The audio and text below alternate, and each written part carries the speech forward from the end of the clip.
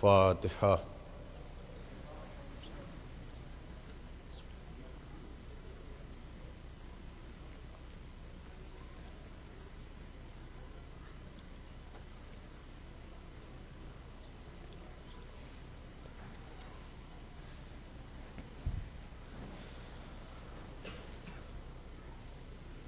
لا حول ولا قوة الا باللہ العلی العظیم۔ اعوذ باللہ من الشیطان اللعین الرجیم، بسم اللہ الرحمن الرحیم۔ الحمد للہ رب العالمین، والصلاة والسلام علی سیدنا الانبیاء والمرسلین، سیدنا و نبینا و شفیعنا بالقاسم محمد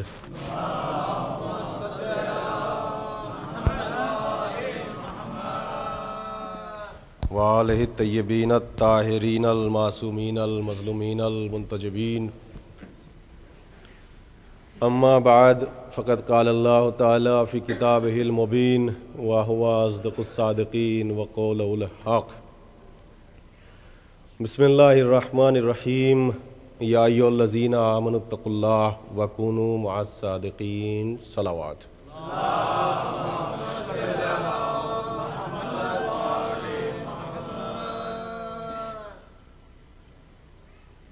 ادارہ جعفریہ میں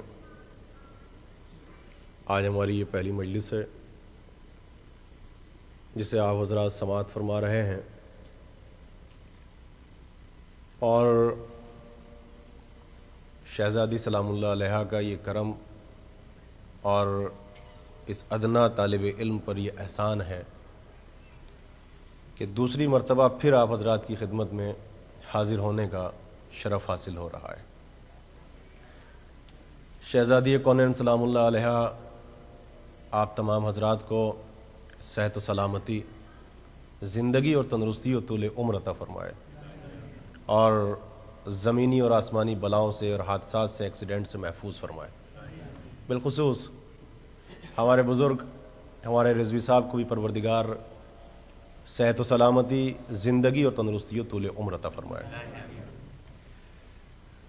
ایام عزا کا آغاز ہو چکا ہے، اور اس سلسلے کی ہماری یہ پہلی مجلس ہے، پہلی کڑی ہے۔ میرے مزاج خطابت سے ایک حد تک آپ حضرات آشنائی رکھتے ہیں۔ اس سے قبل بھی جب میں حاضر ہوا تو ایک موضوع کا انتخاب کیا تھا، اور ہو سکتا ہے کہ وہ موضوع اذہان عالیہ میں ایک حد تک محفوظ بھی ہو۔ عقیدہ عدم تحریف قرآن، یہ ہمارا موضوع تھا۔ اس سال ہم نے ایام عزا کے سلسلے میں جس موضوع کا انتخاب کیا ہے، یہ موضوعات خاصہ میں سے بہت ہی خاص موضوع ہے، اور دور حاضر کا بہت ہی مہم اور بہت ہی اہم موضوع ہے۔ اور صرف آپ حضرات سے اتنا عرض کیا جا سکتا ہے کہ جب آپ حضرات یہاں سے اٹھیں گے ہر ایک مجلس کے بعد، نہ کہ عشرے کے بعد، تو آپ کو یہ احساس ہوگا کہ بعد اختتام مجلس رزق فکر میں اضافہ ہوتا ہے، رزق علم میں اضافہ ہوتا ہے، رزق معارفت میں اضافہ ہوتا ہے، رزق تقوی میں اضافہ ہوتا ہے، رزق علم میں اضافہ ہوتا ہے، رزق عرفان میں اضافہ ہوتا ہے۔ اور اگر کچھ بھی نہ ہوا تو کم سے کم جب یہاں سے اٹھیں گے تو رزق ولایت اور رزق مودت میں اضافہ ضرور ہوگا۔ اور ہم تو یہ کہہ دیں کہ اگر رزق ولایت اور رزق مودت میں اضافہ ہوتا ہے تو یہ ولایت آل محمد کی ہے، اس ولایت کا تعلق پھر خود عرفان سے ہے، اس مودت کا تعلق خود پھر عبادت سے ہے، اس مودت کا تعلق پھر علم سے ہے۔ علم مودت سے جدا نہیں ہے، عبادت اور معرفت یہ ولایت سے جدا نہیں ہے۔ بس پہلے ذرا سا میں موضوع کا تعارف کرا دوں، لیکن اس درخواست کے ساتھ کہ موضوع مجلسی اعتبار سے تھوڑا سا سخت ہوگا۔ یہ پہلی مجلس ہے اور آپ کو اندازہ ہوگا کہ ایک حد تک ہو سکتا ہے کہ موضوع مجلسی اعتبار سے میں آپ کے سامنے کہہ رہا ہوں کہ ثقیل ہو سکتا ہے، لیکن میں مشکل کشا کو وسیلہ بنا کے آپ کے سامنے پڑھوں گا تو آپ بھی مشکل کشا کو وسیلہ بنا کے مجلس کو سنیں، تو موضوع آپ کے لیے بھی آسان ہو جائے گا، موضوع میرے لیے بھی آسان ہو جائے گا۔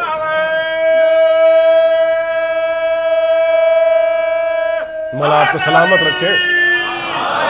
دیکھیے آپ بالکل بیدار ہیں اور آپ آمادہ ہو چکے ہیں اور انداز خطابت جانتے ہیں، یہ میرا مزاج ہے، اور اس کا مقصد یہ نہیں کہ مکمل مجلس سخت ہوگی، نہیں، مجلس کا ایک حصہ تھوڑا سخت ہوگا، مجلس کا ایک حصہ تھوڑا آسان ہوگا۔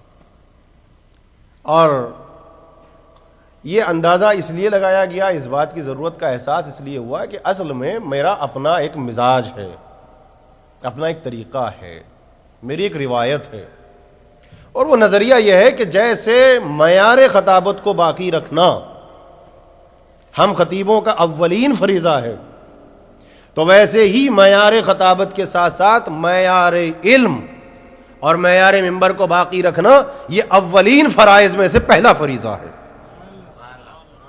اس لیے کہ یہاں پر فرش عزا پر جب آپ آتے ہیں، چاہے 1 آورس کے لیے آتے ہیں یا 50 منٹس کے لیے آتے ہیں، تو یہ جو مجمع ہمارے سامنے آتا ہے، کچھ پتہ نہیں کہ کون کس منزل پر فائز ہو۔ یہاں اہل علم آتے ہیں، لہذا اس کے معیار کو بلند کیجئے، اور اس کے معیار کو بلند کرنا یہ خالی خطیب کی ذمہ داری نہیں ہے، پہلے آپ حضرات کو اپنے ذوق سماعت کو بلند کرنا ہوگا۔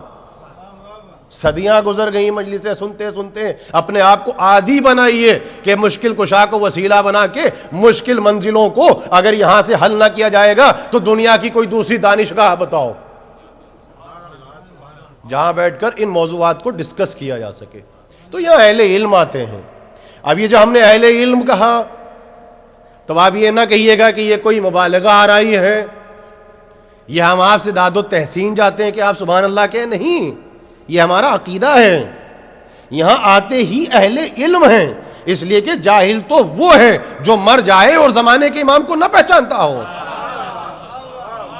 آپ کے پاس تو عرفان ولایت ہے، آپ تو افہام تفہیم معرفت رسالت بھی رکھتے ہیں اور افہام تفہیم معرفت ولایت بھی رکھتے ہیں، تو اہل علم سے آپ ہی کی جماعت کا تعلق ہے۔ تو یہاں سے علمی گفتگو ہوگی، مگر مجلس کا ایک حصہ سخت ہوگا،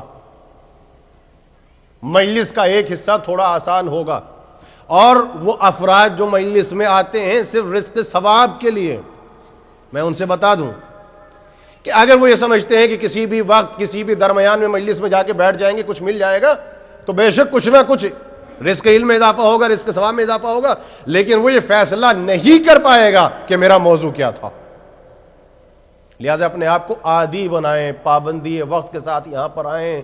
یہ احانت عزا ہے کہ جس وقت فرش عزا بچھ جائے اور مرثیے کا آغاز ہو، اور وہ جو گھر سے نکلے ہیں نیت فرش عزا پر شرکت کرنے کے لیے، جو بھی باہر موجود ہو بغیر مقصد کے، وہ احانت عزا ہے، وہ توہین عزا ہے۔ تو آپ اپنے مرتبے کو پہچانیے، یہ پہلی مجلس ہے، میری باتیں کچھ کڑوی ہو جاتی ہیں، مگر یہ آپ کے سامنے نہ بیان کروں تو کہاں پہ بیان ہوگا؟ اپنے مرتبے کو پہچانو، اس سے بڑھ کے شرف کیا ہوگا کہ نہ جانے کس کے پہلو میں کون بیٹھا ہو۔ اس لیے کہتے ہیں کہ رزق علم کے لیے آؤ، رزق معرفت کے لیے آؤ، آپ فیصلہ نہیں کر سکتے کہ کس کے پہلو میں کون بیٹھا ہے۔ اگر ہم صرف اس عقیدے اور اس نظریے کے ساتھ ادارے میں آ جائیں تو قسم خدا کی ہمارے پورے نارتھ امریکہ میں ہماری کمیونٹی کے جتنے مسائل ہیں ان سب کا سولوشن خود نکل جائے، خود مسائل کا حل نکل جائے۔ صرف اس عقیدے کے ساتھ اپنے مرتبے کو پہچان کر آئیے۔ اور دیکھیے مشکل کشا کے وسیلے سے میں موضوع کا آغاز کروں گا۔ ابھی میں نے موضوع کا تعارف بھی نہیں کرایا، مگر مشکل کشا کو وسیلہ بنا کے موضوع کو سنیے گا۔ اب میں قرآن سے دلیل بھی دوں اپنے موضوع کی کہ موضوع کا ایک حصہ مشکل کیوں ہوگا، موضوع کا ایک حصہ آسان کیوں ہوگا۔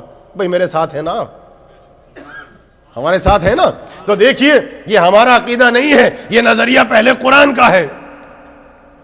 آیات الہیہ کی آپ تلاوت فرمائیں تو جب ہم آیات الہی کی تلاوت کرتے ہیں تو خدا خود کہتا ہے کہ قرآن مجید کا ایک حصہ تھوڑا سخت ہے اور قرآن مجید کا ایک حصہ آسان ہے. اور اسی کو قرآن مجید کی جو ٹرمینالوجی ہے، جو قرآن مجید کی اصطلاح ہے، اسی کو محکمات کہتے ہیں اور انہی کو متشابہات کہتے ہیں. یعنی کچھ آیات بہت آسان ہے کہ جب آپ ان کو پڑھتے ہیں اور روزمرہ کے مسائل کی جو زندگی کے مسائل ہیں جب استفادہ کرنا چاہتے ہیں تو وہ آیات اتنی سہل ہیں کہ احتیاج ترجمہ بھی نہیں ہے. بھائی میرے ساتھ رہیے گا اور ہوں اور ہاں کرتے رہیے گا. بس یہ آپ سے درخواست ہے کہ اگر سبحان اللہ کہنا بھی چاہیں تو سر ہلا کے داد نہیں دیجیے گا، اس لیے کہ سر ہلا کے عبادت یہاں نہیں ہوتی. ہاں دیکھیے موضوع مشکل ہوگا مگر پڑھنے کا اپنے انداز ہوگا. آپ یہ نہیں کہہ سکتے پڑھا کہاں سے ہے، بعد مجلس یہ کہہ سکتے ایسے نہیں پڑھا جیسے ہم سننا چاہتے ہیں. ہاں پڑھنے کا اپنا انداز ہے. تو قرآن مجید کا ایک حصہ مشکل ہے، قرآن مجید کا ایک حصہ آسان ہے.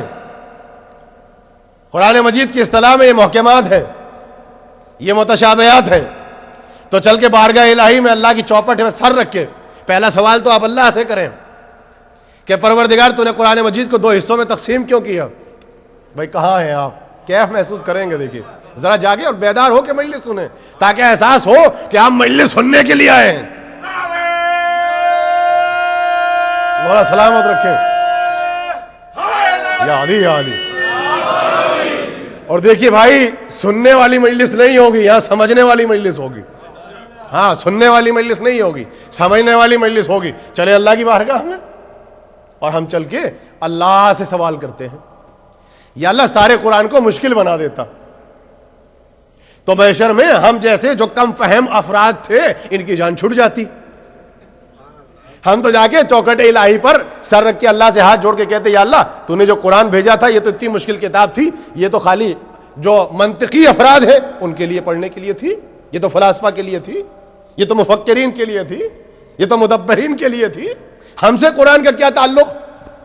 کہا کہ نہ، ہم سارے قرآن کو مشکل نہیں بنائیں گے ورنہ تم اپنے دامن کو بچا لو گے. ہم خالق فطرت ہیں، میں عرض کر رہا ہوں ہم خالی تمہارے جسم کے خالق نہیں ہیں، تمہاری طینت، تمہاری خلقت، تمہاری فطرت، تمہاری طبیعت، تمہاری جبلت کے خالق بھی ہم ہیں. تم سب محشر میں اپنا دامن بچا لو گے کہ قرآن تو مشکل ہے. کہ مشکل نہیں بناؤں گا، ایک حصہ آسان رکھوں گا تاکہ تم اس کو پڑھو. بھئی کہاں ہیں آپ؟ کہا پروردگار ٹھیک ہے اگر اصرار یہی ہے کہ قرآن کا حصہ آسان ہوگا تو پروردگار میرا سوال یہ ہے کہ پھر سارے قرآن کو آسان بنا دے. بھائی پورا قرآن آسان بنا دے تاکہ ہم جیسے کم فہم افراد کلام الہی کو سمجھ سکیں، تاکہ ہمیں فلاسفہ کی ضرورت نہ رہے، متکلمین کی ضرورت نہ رہے، جو ماہرین بیان و کلام ہیں، جو ماہرین فصاحت و بلاغت ہیں، ہمیں ان کی احتیاج نہ رہے. اس کو آسان بنا دے. کہ پورا آسان بھی نہیں بناؤں گا. ارے کہاں ہے آپ؟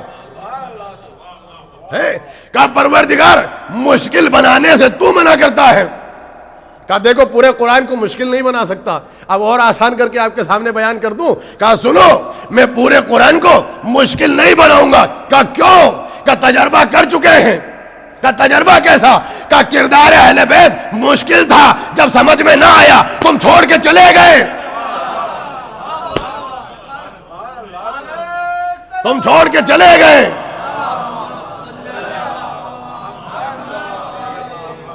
تو اگر یہ سارا قرآن مشکل ہوتا تو جیسے اہل بیت کو چھوڑا تھا ویسے قرآن کو چھوڑ دیتے. ہم اس کو آسان بھی رکھیں گے تاکہ تم قرآن تو پڑھو. اس لیے کہ اگر تم قرآن کے عادی ہو گئے تو یہ بات خود سمجھ میں آ جائے گی کہ اہل بیت کیا ہے. اسی بہانے سے تم قرآن کو پڑھو تاکہ تم اہل بیت تک پہنچ سکو. تو میں سب کو مشکل نہیں بناؤں گا، تم چھوڑ دو گے. اب جملہ سنو گے تو پھر پورے قرآن کو آسان بنا دے. کہا آسان بناؤں گا نہیں. کہا کیوں؟ کہا تمہیں صبح قیامت تک مشکل کشا کی ضرورت نہ رہے گی. مولا سلامت رکھے. حیدر مشکل بھی رکھیں گے تاکہ تمہیں مشکل کشا کی ضرورت رہے.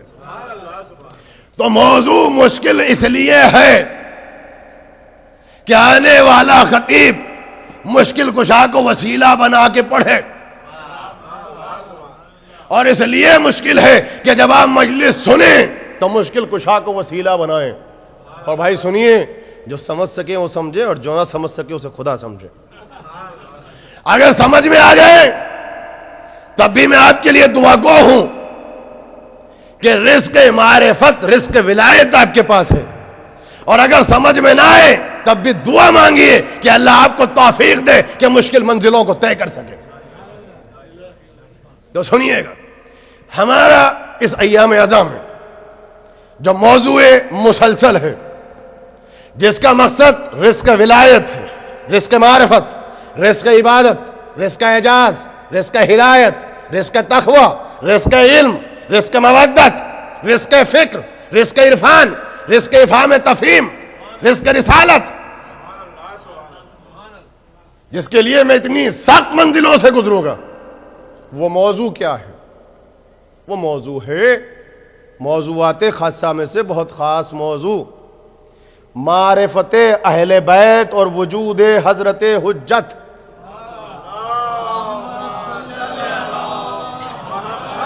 آپ دیکھیے گا ہر مجلس کے بعد علمی نکات میں اضافہ ہوگا. اگر مجھے شروع سے آخر تک سنا جائے، شروع سے آخر تک سنا جائے، مگر میں اس سے سطحی گفتگو نہیں کروں گا، اس لیے کہ اگر نارتھ امریکہ کے اس پڑھے لکھے طبقے کے سامنے ان موضوعات کو بیان نہ کیا گیا تو پھر ہم کو کوئی دوسرا مرکز نہ ملے گا. معرفت اہل بیت اور وجود حضرت حجت. اور اس کے سلسلے میں ہماری یہ پہلی مجلس اور یہ نظر ہے استقبال ایام عزا سے. تو استقبال ایام عزا اور اس موضوع کے ذیل میں دیکھیے گا، آپ توجہ فرمائیے گا کہ میں آپ کے ذہنوں سے کتنا قریب ہو کے گزر جاؤں گا. جو نقطہ زیر بحث ہوگا، بھائی موضوع ذہن میں بیٹھا، افہام تفہیم معرفت اہل بیت، مقام منصب اہل بیت، مگر وجود حیات حضرت حجت. واقعات نہیں پڑھوں گا آپ کے سامنے، اصالت وجود، اصالت الفاظ پہ گفتگو کروں گا، کیفیت الفاظ پہ گفتگو کروں گا، تاکہ جب آپ یہاں سے اٹھیں تو سماعت اس منزلت پر ہو. اور پھر ایک مقصد اور بھی ہے بھائی، سنو مقصد کیا ہے. جب مجلسیں لائیو جاتی ہیں انٹرنیٹ سے تو پڑھنے والے خطیبوں کی ذمہ داری بڑھ جاتی ہے. اس لیے مقصد صرف یہ ہے کہ اگر ابھی تک بھی کوئی گمراہی کے اندھیرے میں بیٹھا ہے تو شاید یہ مجلس وسیلہ بن سکے اس کو روشنی ہدایت کی طرف لانے کے لیے. مگر شرط یہ ہے کہ سننے والا جب مجلس سنے، چاہے وہاں بیٹھا ہو چاہے یہاں بیٹھا ہو، وہ تعصب کی اینک اتار کے مجلس سنے، مودت کی اینک پہن کے مجلس سنے، مودت کے آئینے میں مجلس سنے. اور میرا بہت پرانا نقطہ ہے کہ مجلسوں سے فائدہ ملتا ہے میاں، مگر اسی کو ملتا ہے جو بیماری کم نسبی میں مبتلا نہیں ہوتا. یا جملہ آسان کہہ دوں کہ مجلس وسیلہ ہدایت بنتی ہے مگر اس وقت تک جب تک عداوت علی کا بخار نہ چڑھا ہو. صلوات بھیج دیں مل کے محمد وآل محمد پر. ہاں، تاکہ باتیں آسان بھی ہو جائیں. ورنہ اگر مودت کے آئینے میں مجلس نہ سنیں گے اور جب تک وہاں سے نہ نکلیں گے تو مجلسیں سن کے بھی تحیر ہوگا. اور تحیر کی بھی پھر دو قسمیں ہوتی ہیں، کبھی تحیر علمی ہوتا ہے، کبھی تحیر جہل ہوتا ہے. تو کوشش کریں کہ فضائل سن کے اگر حیرت ہو تو تحیر علمی ہو، تحیر جہل نہ ہو. تو پہلا نقطہ قدم ب قدم، تاکہ میں آگے بڑھ سکوں، چونکہ استقبال عزا ہے اور استقبال عزا کا موضوع معین ہے صدیوں سے. یہ نقطہ کیا ہوگا جس کو زیر بحث ہمیں آپ کے سامنے بیان کرنا ہے. دیکھیے کتنا قیمتی جملہ قسم خدا کی. اس لیے کہتے ہیں کہ مجلس سے پہلے موضوع کا انتخاب ہونا چاہیے. مجلس کی جان موضوع ہوتا ہے. موضوع ہوگا تبھی تو آپ آمادہ ہو کے آئیں گے, تبھی تو آپ میرے ساتھ ساتھ چلیں گے. تو یہ نقطہ کیا ہے؟ مقتضیات زمان کے آئینے میں, جملہ سنیے گا ضائع نہ جائے, آسان بھی کر دوں گا. مقتضیات زمانے کے آئینے میں صلح امام حسن اور قیام امام حسین پر ایک نظر. استقبال اعضاء ہے, اس بات کا خیال رہے ذہن میں. زمانے کے تقاضے کے آئینے میں, اب اس سے بڑھ کے مشکل کیا ہوگی کہ اب اردو کا بھی ترجمہ کرنا پڑتا ہے, اور وقت دیا جاتا ہے کہ گھڑی کی سوئیاں بیڑی بن کے خطیب کے پاؤں میں پڑ جاتی ہیں. ذمہ داریاں دیکھیے گا آپ ذرا سا. تو مقتضیات زمان, زمانے کے تقاضوں کے آئینے میں بزرگ حوصلہ افزائی فرمائیں گے, نوجوانوں کے رزق علم میں اضافہ ہوگا. صلح امام حسن اور قیام امام حسین پر ایک نظر. اس لیے یاد رکھیے کہ یہ وہ کردار ہے جو مظلوم تاریخ ہے, جس کو آپ سبط اکبر کہتے ہیں, جن کو آپ امام حسن کہتے ہیں. یہ بھی تاریخ کے اولین مظلوموں میں سے ایک مظلوم ہے. دیکھیے دنیا نے دو طریقے کے ظلم کیے ہیں اس خاندان کے ساتھ, یا جان کشی کی ہے یا کردار کشی کی ہے. جو مقتل میں ہوتا ہے اسے جان کشی کہتے ہیں, اور جو مورخ بیماری کم نصبی میں مبتلا ہو کے اور عداوت علی کے بخار میں مبتلا ہو کے جب قلم چلاتا ہے تو یہ کردار کشی ہوتی ہے. سبط اکبر امام حسن مظلوم تاریخ ہے, اور مظلوم تاریخ اس لیے ہے کہ امام حسن کو نہ غیروں نے سمجھا نہ اپنوں نے سمجھا. مجھے شکوہ اپنوں سے, غیروں سے نہیں. سبط اکبر کو اپنوں نے نہیں سمجھا. اگر تذکرہ محدود کر دیا تو یا 15 رمضان یا 28 سفر, یہ ٹوٹل محدود زندگی. اس کا سبب کیا ہوا کہ کردار امام حسن سمجھ میں نہیں آتا. اور میاں یہ تو ہم نے کہہ دیا کہ امام حسن کو محدود کیا ہے, پڑھا جاتا ہے امام حسین کو بھی نہیں. جتنا مسائب میں پڑھ دیا سن 61 ہجری یا امام حسین کی ولادت کے واقعات, اس کے علاوہ 57 برس کی عمر میں امام حسین کو کتنا پڑھا. مجھے امام حسین کی حیات طیبہ پہ روشنی نہیں ڈالنی ہے, پہلی مجلس ہے تبرکن, قیام امام حسین پہ پڑھنا ہے. اور امام حسن کا وہ چیپٹر آپ کے سامنے پڑھنا ہے کہ جب آپ یہاں سے اٹھیں گے تو فضائل میں آپ رو رہے ہوں گے. اور نوجوانوں, میں صرف اور صرف اس لیے پڑھ رہا ہوں کہ اس مجلس کے بعد جا کے آپ کتابیں پڑھنے کے اپنے آپ کو عادی بنائیں اور اپنے بزرگوں سے سوال کریں کہ ہمیں بتاؤ کہ سبط اکبر کون تھے. جا کے یہ بچے اپنے ماں باپ سے پوچھیں, بزرگ کتابیں پڑھیں, سبط اکبر کون ہے. غیروں نے کہاں سمجھا ہے سبط اکبر کو, اپنوں نے کہاں سمجھا.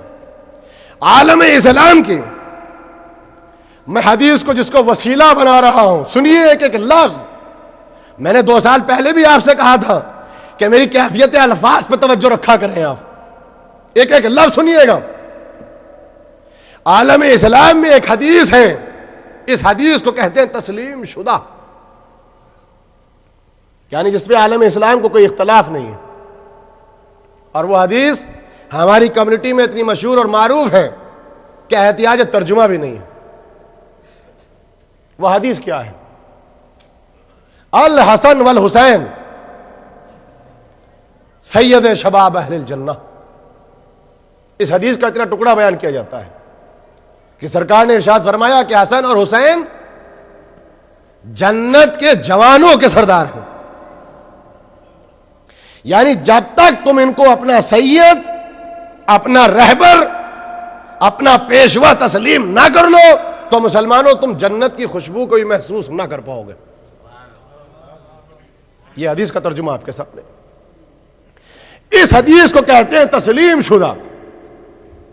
جو صاحبان نظر ہیں, جو صاحبان فکر ہیں, اب وہ نوٹ کرنے والے نوٹ کریں, تحریر کرنے والے تحریر کریں, اور محفوظ کرنے والے اپنے حافظے محفوظ کریں, اور ریکارڈ کرنے والے ریکارڈ کریں اس جملے کو. لمحہ فکریہ ہے اور پوری تھیسس ہے جس کو 40 منٹ میں آپ کے سامنے بیان کروں گا, وقت معین میں بیان کو سمیٹ دوں گا. عالم اسلام کے سامنے یہ حدیث آئی, ذرا توجہ چاہتا ہوں, روئیں گے آپ. اس حدیث کو اتنی کثرت سے بیان کر دیا عالم اسلام نے کہ اس کی سند سے انکار نہیں کر سکتے تھے. یہ کہہ کے یہ بائی پاس نہیں جا سکتے کہ حدیث صحیح نہیں ہے. عالم اسلام نے کہا کہ حدیث بالکل صحیح ہے, حقیقت حدیث سے ہم انکار نہیں کرتے. مگر اس حدیث کو پڑھنے کے بعد عالم اسلام نے ایک بہت ہی موٹا سا جملہ استعمال کیا اور یہ کہا کہ یہ بتائیے اگر یہ حدیث صحیح ہے تو اس حدیث میں امام حسن اور امام حسین کی کون سی فضیلت پوشیدہ ہے. دیکھیں یاد رکھیے, دشمن اہل بیت دشمن اہل بیت نہیں ہوتا, دشمن اہل بیت دشمن عقل ہوتا ہے. اور اس کی دلیل میرے پاس یہ ہے, قسم خدا کی, یہ اپنی عقل کا دشمن ہوتا ہے. پارکنگ لوٹ میں 2 آدمیوں کا جھگڑا ہو رہا تھا, جس کو چاہو بلا لو, بلکہ اسے بلا لو جو اپنی بے وقوفی میں ضرب المثل ہے, میں نام نہیں لے سکتا. وہ بھی آ کے یہی کہے گا, ایک حق پہ ایک باطل پہ. دشمن علی کو بلا لو, کہے گا دونوں صحیح ہیں. اسے کہتے ہیں دشمن اہل بیت دشمن عقل ہوتا ہے. یہی ہے نا.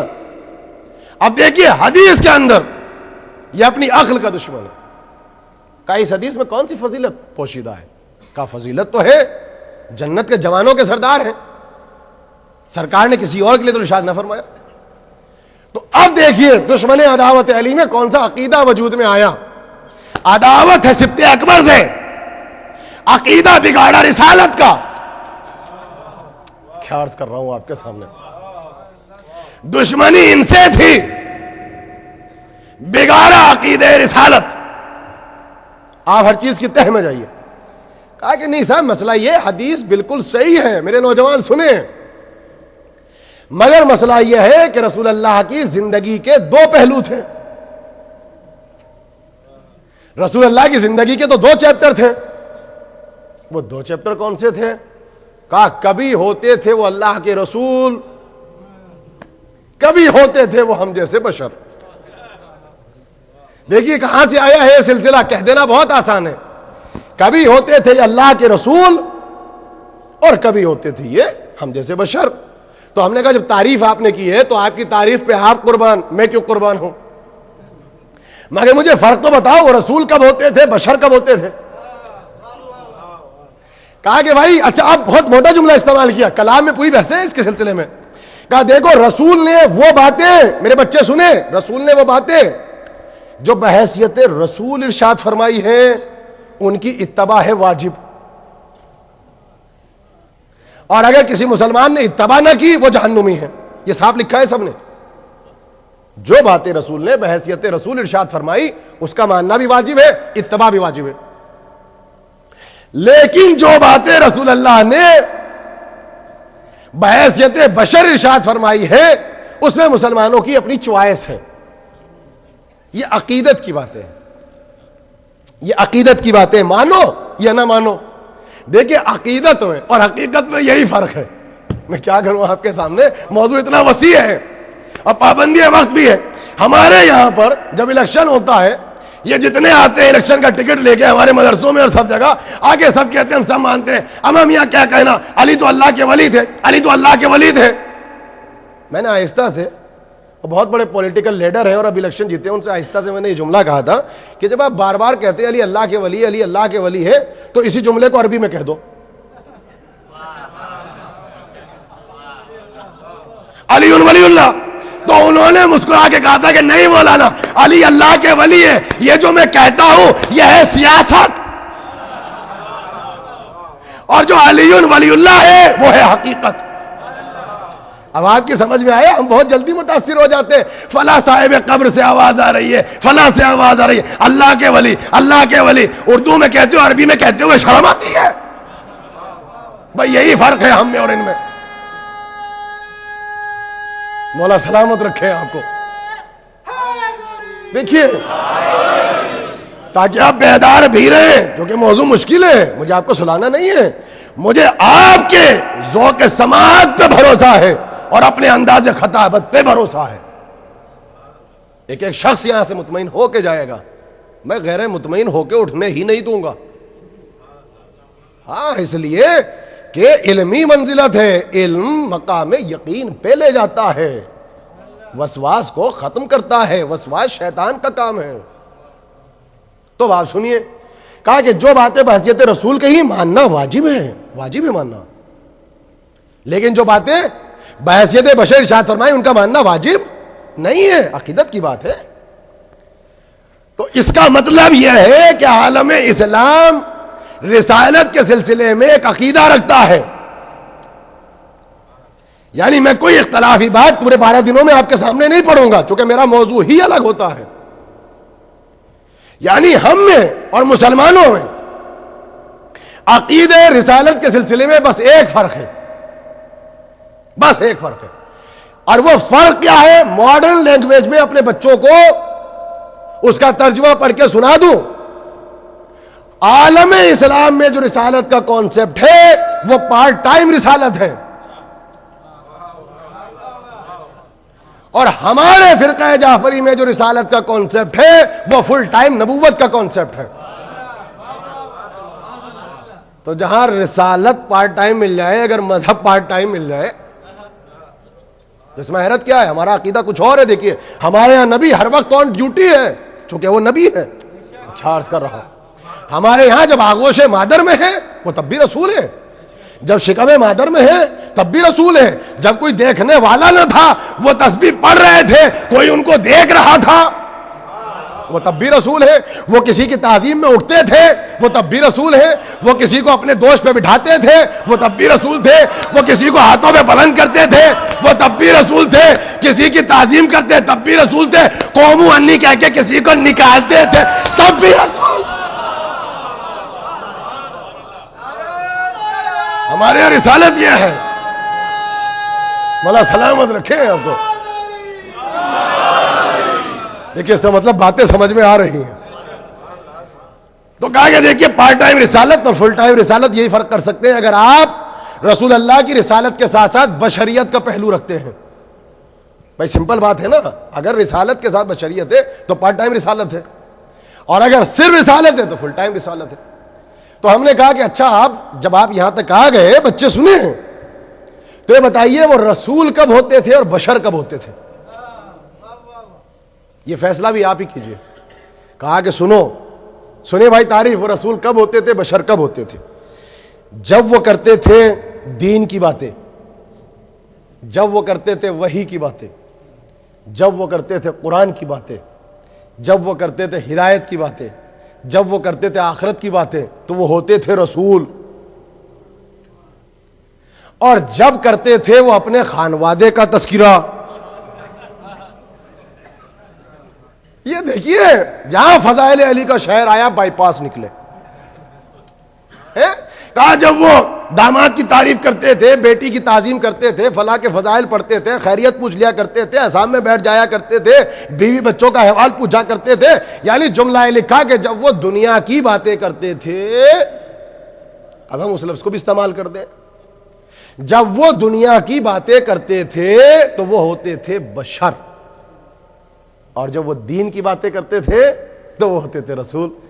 رسول بھی مسلمانوں کی فطرت اور طبیعت سے آشنائی رکھتے تھے، لہذا پہلی مرتبہ علم نفسیات کا ایسا حملہ کیا کہ یوں صحیح تو صحیح. جب حدیث ارشاد فرمائی تو جملے کیا ہے؟ اسے کہتے ہیں کیفیت الفاظ.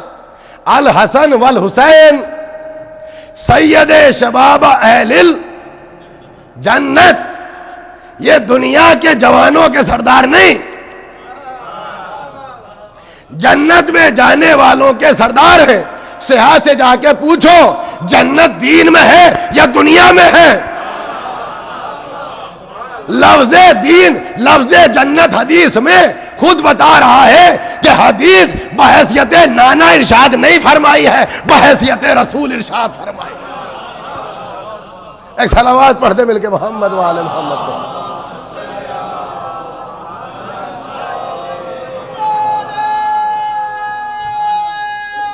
صرف لفظ جنت. مولا آپ کو سلامت رکھے. دیکھیے جب کوئی محبت اور عقیدت کے ساتھ نعرہ لگاتا ہے تو جس عزت سے وہ نعرہ لگاتا ہے اسی عزت سے اس نعرے کا جواب بھی دیا کرے. ابھی چونکہ پہلی مجلس ہے ورنہ مجھے بھی نعرے کی فضیلت پہ بھی پڑھنا پڑے گا چاہے جتنی سخت منزل ہو جائے. تو سب ملے کے صلوات کا سہارا دیجئے مل کے محمد والے محمد کو. یہ آپ دیکھیں سرکار نے جب حدیث ارشاد فرمائی تو دنیا کا نام ہی نہیں آنے دیا. نام ہی نہیں آنے دیا. یعنی لفظ جنت خود بتا رہا ہے, بہت قیمتی جملہ ہے, کہ بحیثیت نانا ارشاد نہیں فرمایا ہے, بحیثیت رسول ارشاد فرمایا ہے. اب اس حدیث میں دو شہزادے. اب سرکار کی دوسری حدیث آگے بڑھی یہاں سے. یہ اٹھ جائیں تب تمہارے امام, یہ بیٹھ جائیں تب تمہارے امام. تو کیا یہ اٹھنا اور بیٹھنا یہ ہمارا اور آپ کا اٹھنا بیٹھنا ہے؟ کبھی مجلس میں آ کے بیٹھتے ہیں, کبھی مجلس سے جاتے ہیں, یہ اٹھنا بیٹھنا ہے؟ یہ تو نہیں ہے نا. مقصد کیا ہے؟ صلح کر کے زمین پہ بیٹھ جائیں تو امامت میں شک نہ کرنا, تلوار لے کے میدان میں آ جائیں تو شہزادوں کی جنگ کہہ کے امامت میں شک نہ کرنا.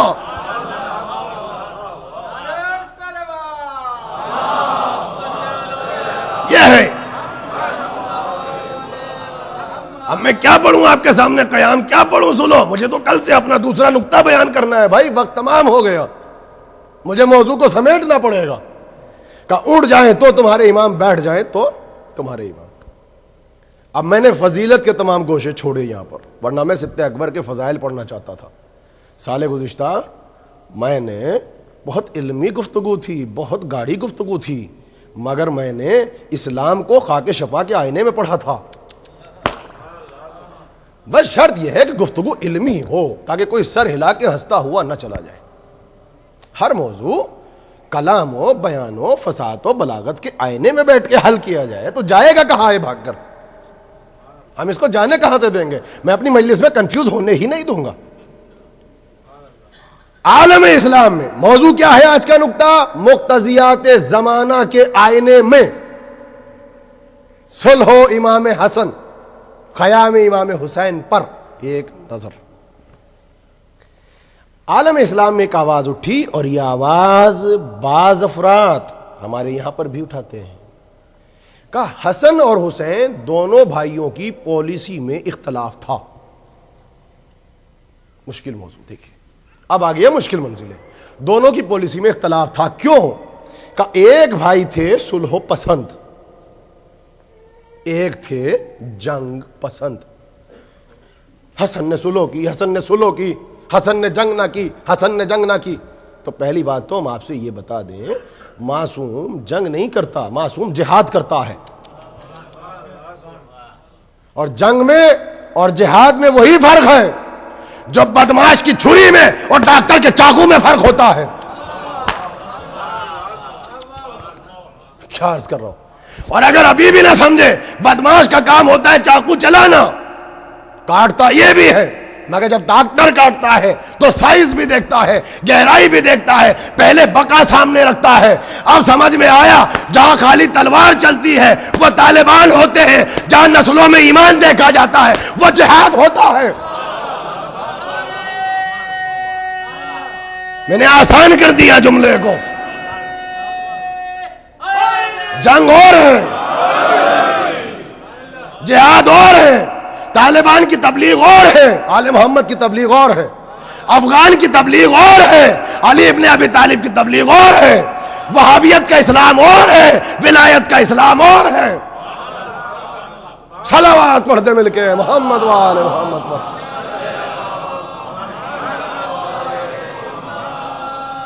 جنگ اور ہے, جہاد اور ہے. اور ایک فرق اور ہے بھائی, جنگ میں انسان تابع ہوتا ہے اپنے جذبات کا, جذبات میں انسان, جہاد میں انسان تابع ہوتا ہے اس کی مشیت کا. جہاں اپنے جذبات کے تابع ہیں تو اس کو جنگ کہنا جہاد نہیں. لہذا اسلام کے مکان پر جہاد کا لیبل ہٹائیے. اسلام کو دہشت گرد مرد بنائیے. اسلام کو طالبان کی ضرورت نہیں ہے, اسلام کو قرآن کی آیتوں کی ضرورت ہے.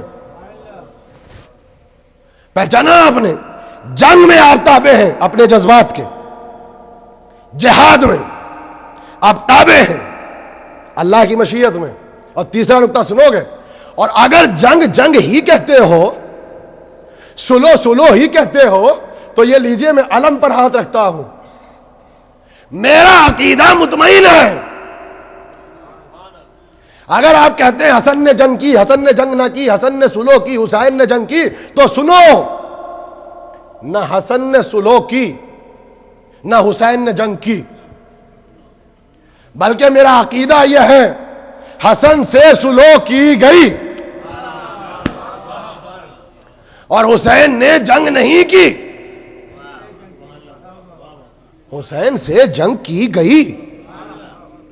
کون سی تاریخ میں آپ نے سنا کہ حسین نے کہا ہو کہ گواہ رہنا پہلا تیر ہماری طرف سے گیا ہے؟ جملہ کیا ہے؟ تم نے میرے علی اکبر کو مار ڈالا, تم نے میرے قاسم کو مار ڈالا. ایک قوم اشقیاء, میں نے تمہارا کیا بگاڑ دیا؟ میں نے دین بدل دیا, میں نے قرآن بدل دیا. کیا کہا تھا؟ کہ یہی تو پرابلم ہے, نہ بدلتے ہو نہ بدلنے دیتے ہو. تو جنگ کی نہیں ہے بھائی, عقیدے کو درست کرو. جنگ کی گئی ہے.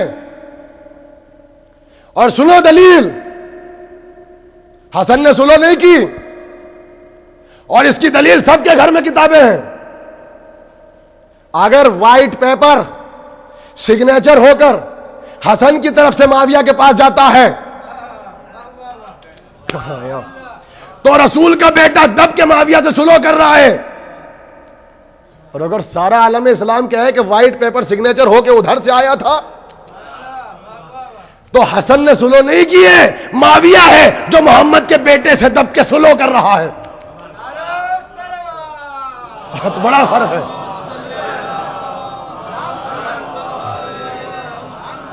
بہت جلدی تبرکن چند جملوں کو قسم خدا کے سن لیجئے. زندگی ملی تو اس موضوع کو دوبارہ پھر اٹھاؤں گا, کل نہیں پڑھوں گا. سنو, پالیسی کا اختلاف نہیں ہے بھائی, پالیسی کا اختلاف نہیں ہے, اس کو مقتضیات زمانہ کہتے ہیں. زمانے کے تقاضے بھائی اور تھے, پالیسی کا اختلاف نہیں ہے, آپ کی عقل کے سمجھنے کا اختلاف ہے. پالیسی میں اختلاف کب ہوتا؟ پڑھا لکھا مجمع میرے سامنے بیٹھا ہے نارتھ امریکہ کا. کب ہوتا پالیسی کا اختلاف؟ کہ حسن سلو نامے پہ دستخط کر رہے ہوتے اور تاریخ کہتی کہ حسین حسن کی سلو پہ شک کر رہے تھے اور تلوار کے دستے پہ ہاتھ تھا.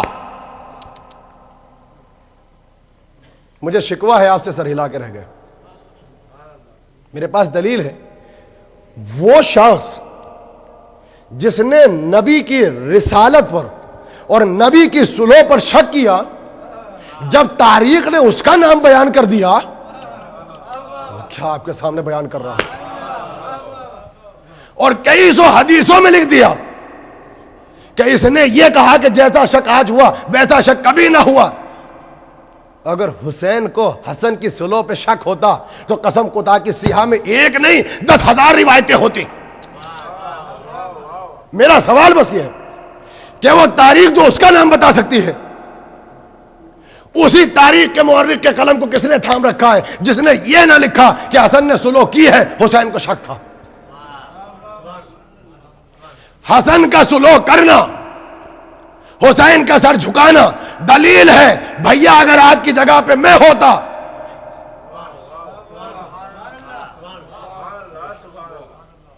دیکھیں بہت مشکل جملے ہیں, تو وہی کرتا. آپ دیکھیے, قسم خدا کی یہ شہزادی پڑھوا رہی ہے, جملہ سن لیجئے جو بھی آیا ہے.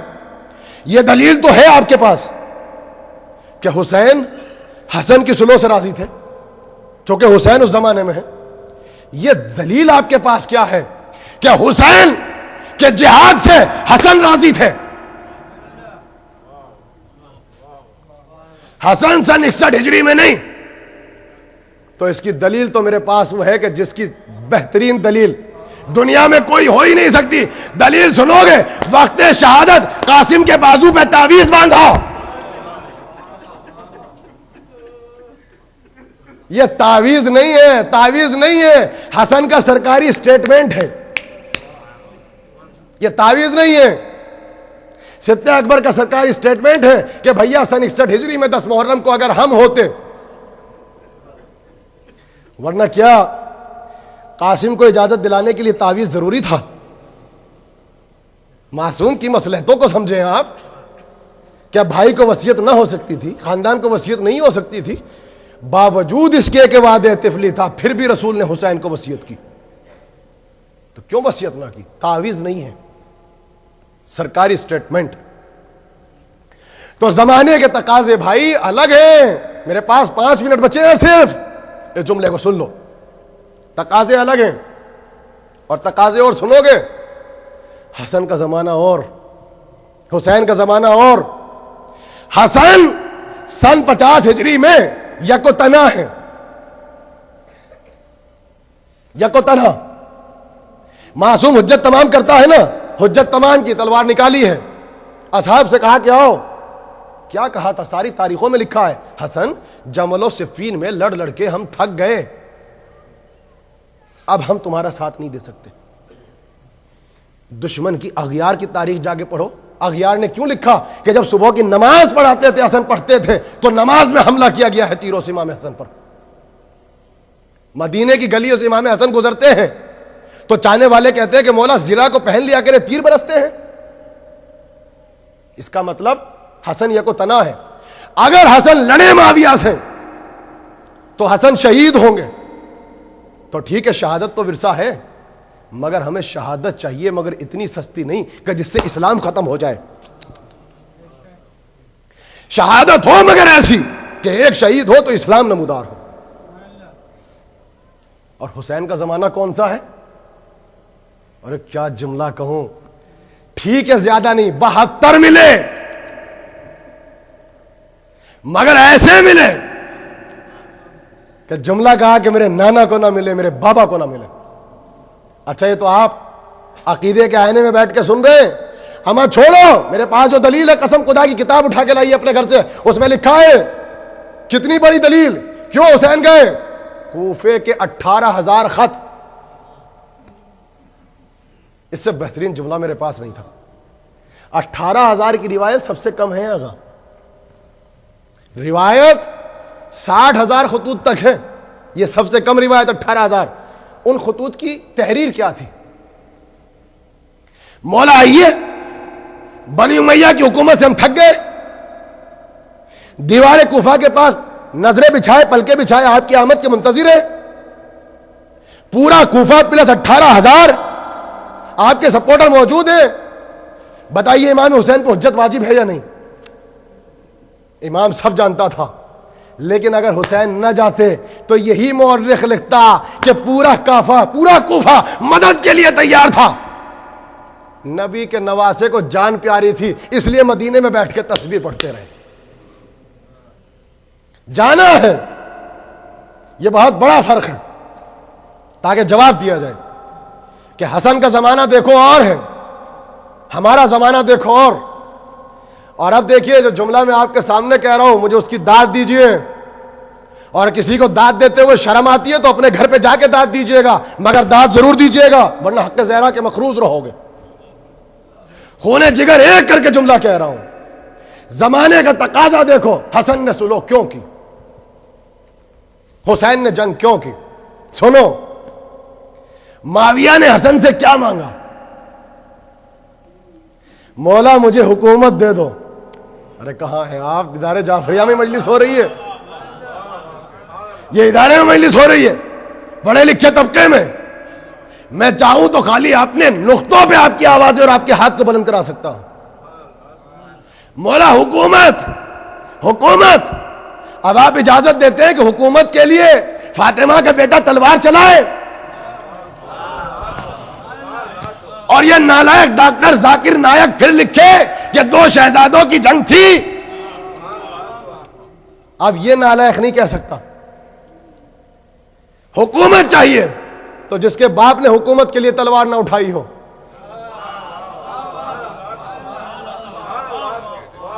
اس کا بیٹا تلوار کیا اٹھائے؟ اما سنو، سمیٹ دیا. یزید نے حسین سے حکومت نہیں مانگی، بیعت مانگی ہے.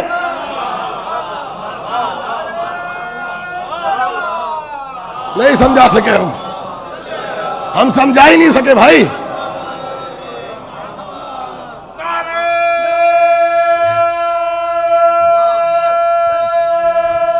ہمارے پاس شاید زبان میں وہ قوت یا شیرنی نہیں ہے کہ آپ کو سمجھاتے تو اس جملے میں کیفیت طاری ہوتی. سن 61 ہجری میں اس نے حکومت نہیں مانگی، یہ بھی حکومت مانگ لیتا. ارے میں کیا عرض کر رہا ہوں، یہ بھی حکومت مانگ لیتا، بیعت مانگی.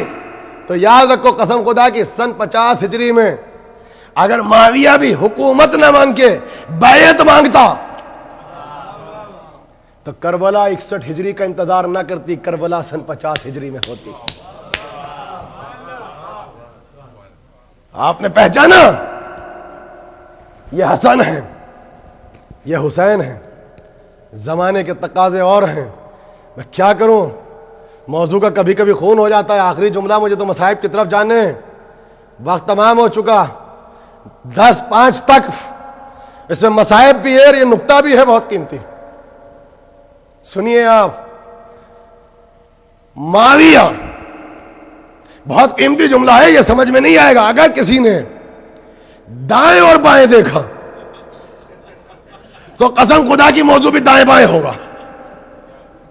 دائیں بائیں نہیں دیکھنا، میری طرف دیکھنا. قیمتی جملہ سنیے.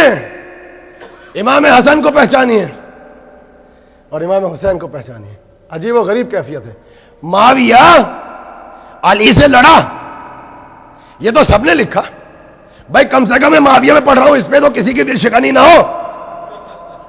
فلا فلا فلا پہ نہیں پڑھ رہا ہوں،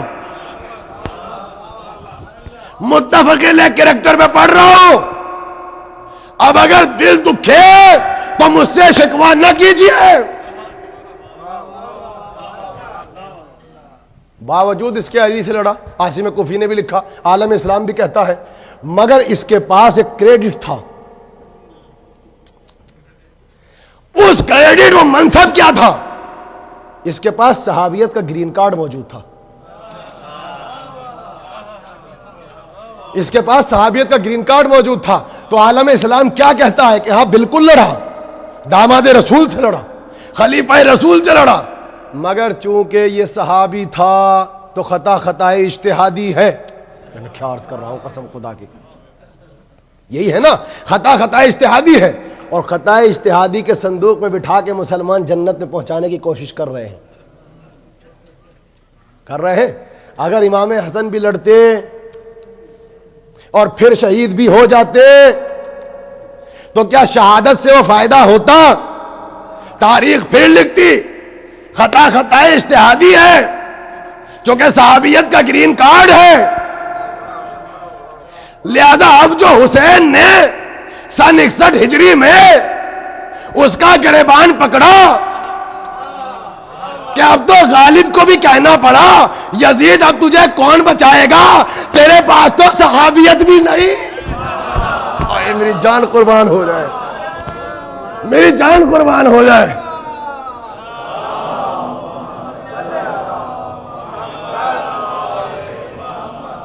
تجھے کون بچائے گا؟ یہ تو سارے عالم اسلام نے کہا. یعنی عالم اسلام ایک عقیدے پر متفق ہے. میری مجلس ریٹ پہ جا رہی ہے کہ عالم اسلام کسی کی بھی پیروی کرے، کم سے کم عالم اسلام یزید کی پیروی نہیں کر سکتا ہے. اس کی پیروی نہیں کر سکتا ہے. اس کی پیروی، اگر اس کی پیروی کوئی کرے گا تو وہ کافر کرے گا، چونکہ عالم اسلام اس سے متفق ہے. یہ بالکل اختلافی بات نہیں ہے، یہ سب نے لکھا. غالب نے تو یہاں تک کہا کہ یزید تیرے پاس تو سب کچھ چھوڑ اجتہاد کا بھی پایا نہیں تھا، اس لیے تو صحابی بھی نہیں ہے. اے یزید اب تجھے کون بچائے گا؟ تو آپ نے دیکھا کہ سن 61 ہجری میں لا کے حسین نے اس کو پکڑا کہ سوا قیامت تک دنیا یہ نہیں کہہ سکتی کہ دو شہزادوں کی جنگ تھی. یہ اسلام کے طالبان سے جنگ تھی، یہ اسلام کی وہابیت کے ساتھ جنگ تھی، کفار کے ساتھ جنگ تھی۔ بس یاد رکھیے گا کہ جنگ اور ہے، جہاد اور، یہ حسن ہے، یہ حسین۔ اور آج کی تاریخ اصل میں ہم یہ سمجھتے ہیں کہ 6 محرم اور 7 محرم سے ہمارے جذبات اس منزل پہ پہنچیں گے، اصل میں تاریخ تو یہ اہم ہے، استقبال اعزا کرنا ہے۔ مولا مہمان ہونا چاہتے ہیں، مہمان بن کے آنا چاہتے ہیں۔ میرے استاد محترم ایک جملہ عجیب و غریب جملہ کہا کرتے تھے، اور وہ یہ فرمایا کرتے تھے کہ اصل میں کیفیت بس 2 مرتبہ زندگی میں انسان پہ طاری ہوتی ہے، ایک جب وہ سفر پہ جاتا ہے، اور ایک جب وہ سفر سے سب سے پہلے گھر واپس آتا ہے۔ عجیب جملہ ہے۔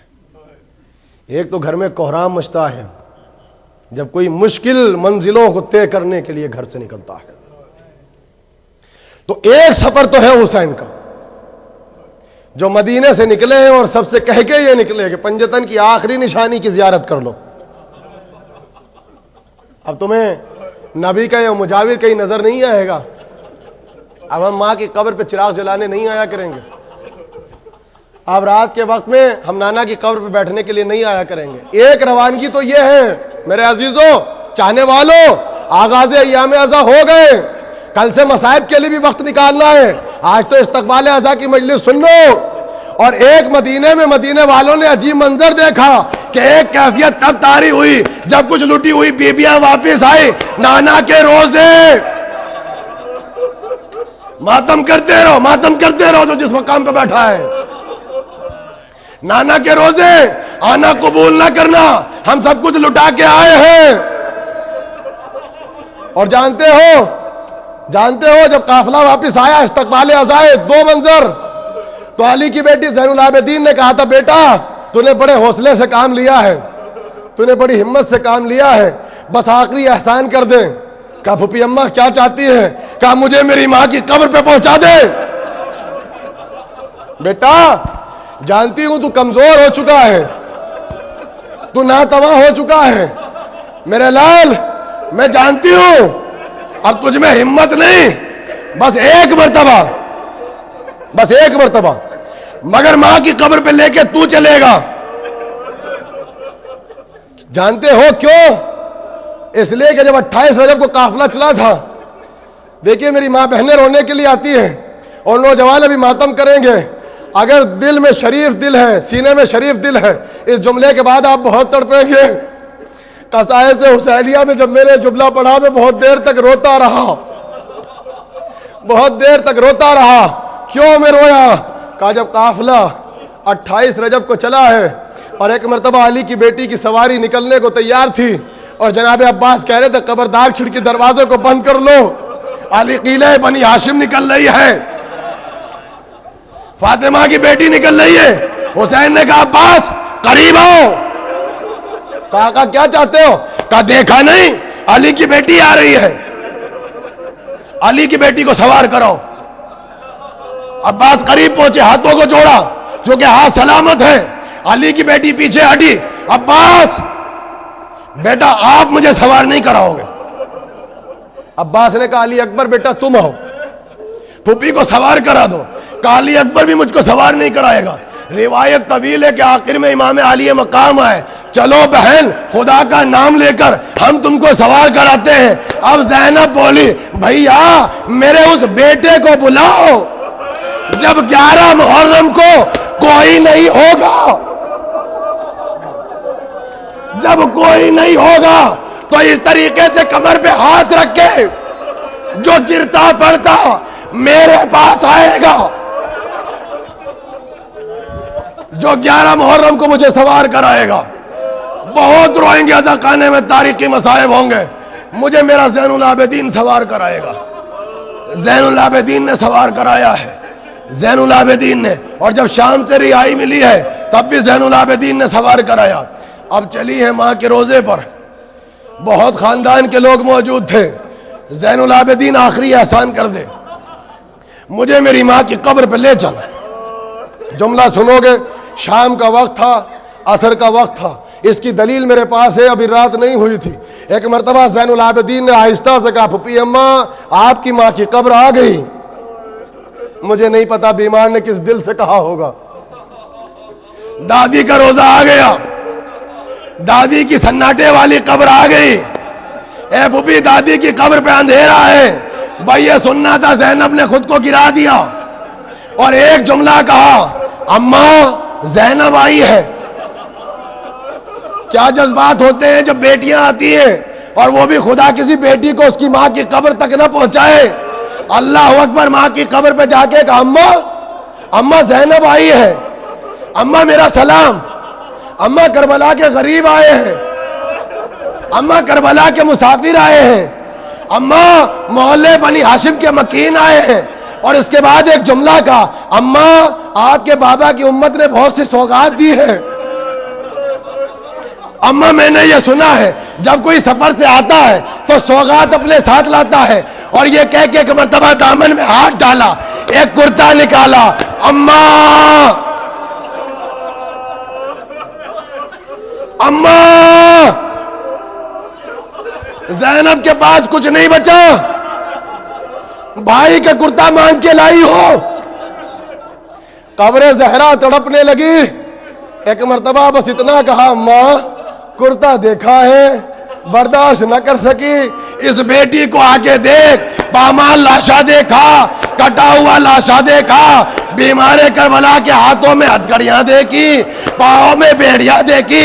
اماں زینب کوفے گئی تھی, بابا کے منبر کے سامنے گئی تھی, سر کے بال پریشان تھے, سکینہ پیاسی تھی. اماں تیرا عباس مارا گیا, اماں میرا علی اکبر مارا گیا. واہ اونو محمدہ, واہ مصیبتہ. ماتم حسین.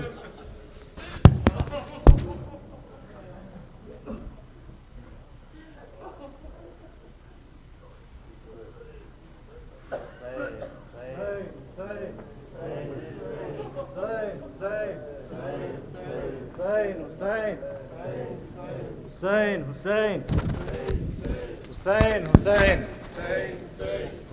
حسین حسین حسین حسین حسین حسین حسین حسین حسین حسین حسین حسین. ہر ایک چاہنے والے کو بخشوا دوں گی, میرے حسین کو روتے رہو دعا دوں گی. ہر ایک چاہنے والے کو بخشوا دوں گی, میرے حسین کو روتے رہو دعا دوں گی.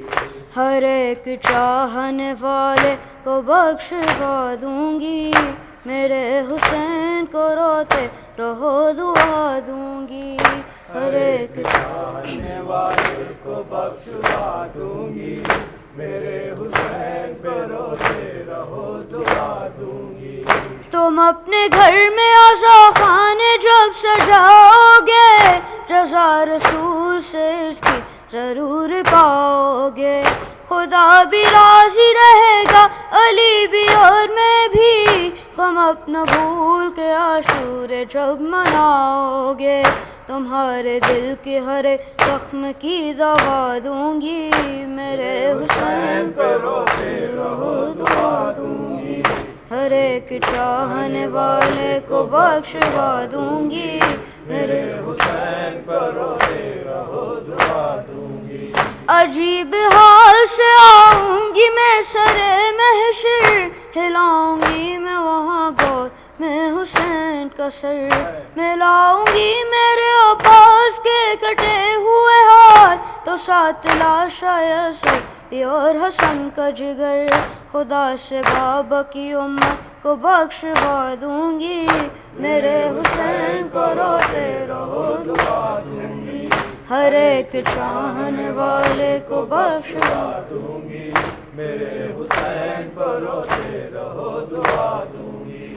بوقت عصر گلوئے حسین کٹتا تھا بسر کے گرد فری روح فاطمہ زہرا ندائے فاطمہ آتی تھی آوا ویلا کہ چھک کے پیس کے میں نے حسین کو پالا کرو نہ قتل سی میں تمہیں دعا دوں گی میرے حسین پر روتے رہو دعا دوں گی ہر ایک چاہنے والے کو بخشوا دوں گی میرے حسین پر روتے رہو دعا دوں گی میری سکینہ زینب کی ساکنی سے سنیں وصیت ایک میری ہے یہ دھیان میں رکھے کبھی جو ذکر ہو زینب کی بیردائی کا تو ایک لمحہ بھی خود کو وہ بیردا نہ کرے میں تم کو بیٹی زینب سی باحیا دوں گی میرے حسین پر روتے رہو دعا دوں گی ہر ایک چاہنے والے کو بخشوا دوں گی میرے حسین پر روتے رہو دعا دوں گی تم اس جہاں میں ہمارا سہارا بن جاؤ ہمارے باعث عزت تو بن کے دکھلاؤ نہ ایسے ہو کہ ہی اپنے کسی عمل سے کبھی عزا کی روح کو نقصان تمہیں نہ پہنچاؤ یہ میرا وعدہ ہے میں تم کو بخشوا دوں گی میرے حسین کو روتے رہو دعا دوں گی ہر ایک چاہنے والے کو بخشوا دوں گی میرے حسین کو روتے رہو دعا دوں گی حسین حسین حسین حسین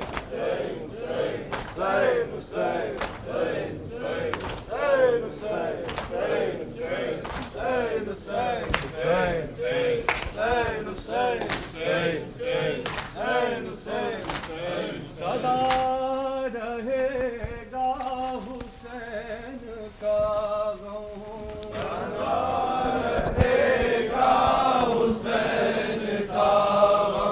سدا رہے گا حسین کا غم سدا رہے گا حسین کا غم یہ شور گریا یہ شور ماتم یہ شور گریا یہ شور ماتم سنی ہوئی داستان پہ ہم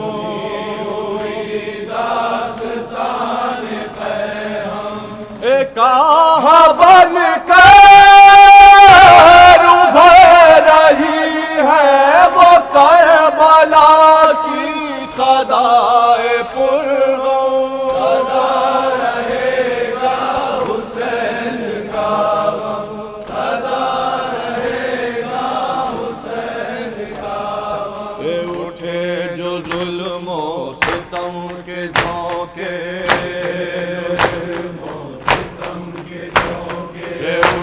جو ظلم و ستم کے جھونکے تو سوال یہ تھا کہ کون روکے سوال یہ تھا کہ کون روکے حسین ابن در پر جمی ہوئی تھی نگاہ عالم سدا رہے گا حسین کا غم سدا رہے گا حسین کا غم بڑا جو حد سے غرور باطل بڑا جو حد سے غرور باطل تڑپ اٹھا پھر حسین کا دل تڑپ اٹھا پھر حسین کا دل چلا حرم کو وطن سے لے کر ردائے زینب بنا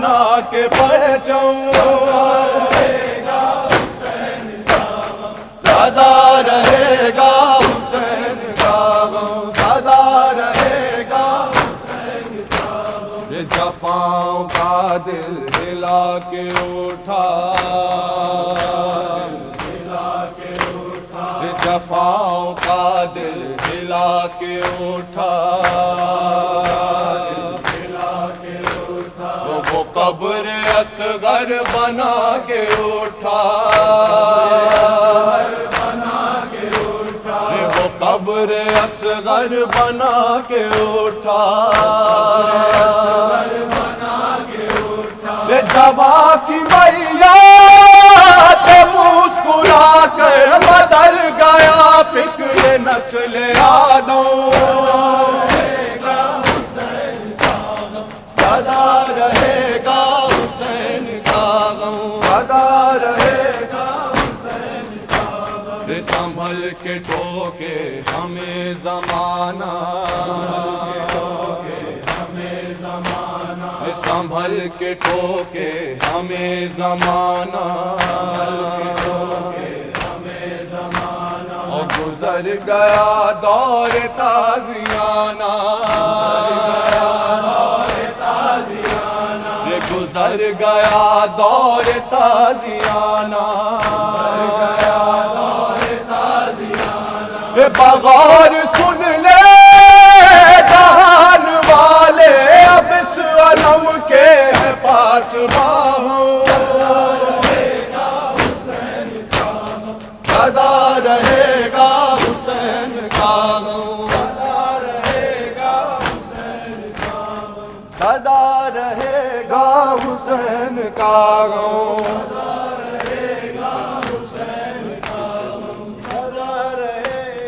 حسین نہ ہو کہوں خدا کرے دل سے غم حسین نہ ہو کہوں خدا کرے دل سے غم حسین نہ ہو کہوں خدا کرے دل سے غم حسین نہ ہو کہوں خدا کرے دل سے غم حسین نہ ہو کہوں خدا کرے لے جاؤں میں لحد میں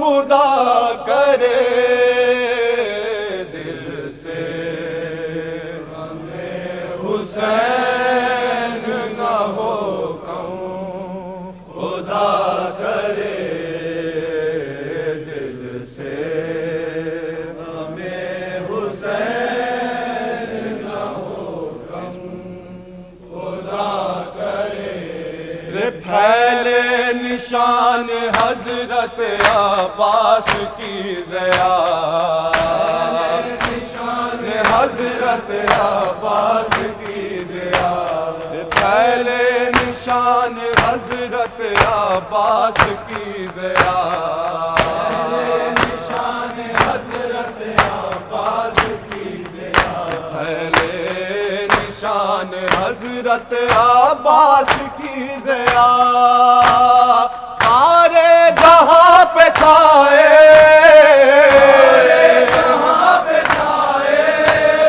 سارے جہاں پہ چھائے پر چم خدا کرے دل سے غم حسین نہ ہو خدا کرے دل سے غم حسین نہ ہو خدا کرے حب علی ہو دل میں زباں پر ہو یا حسین علی ہو دل میں زباں پر ہو دل میں زباں پر ہو یا حسین، کیا بات نزح نکلے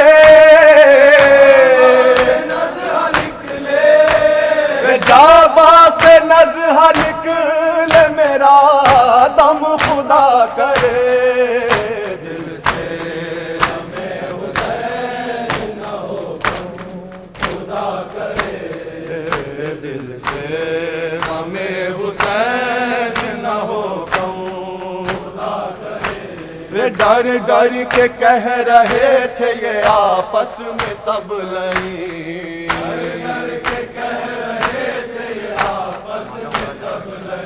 ڈر ڈر کے کہہ رہے تھے آپس میں سب لئی عباس ہو نہ نہر پہ عباس ہو نہ نہر پہ ہم خدا کرے دل سے ہمیں حسین نہ ہو خدا کرے